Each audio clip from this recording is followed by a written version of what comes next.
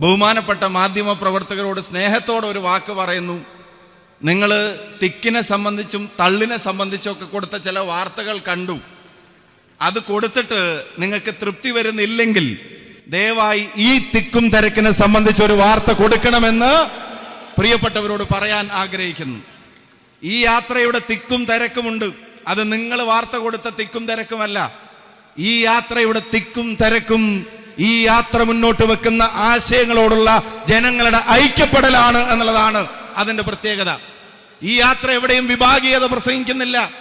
ഈ യാത്ര എവിടെയും വർഗീയത പ്രസംഗിക്കുന്നില്ല. ഈ യാത്ര എവിടെയും വിദ്വേഷം പ്രചരിപ്പിക്കുന്നില്ല. ഈ യാത്ര കുറ്റം പറഞ്ഞുകൊണ്ട് മാത്രം പോകുന്ന ഒരു യാത്രയല്ല. ഈ യാത്ര നാടിനെ മുടിപ്പിക്കുന്ന ഒരു യാത്രയല്ല.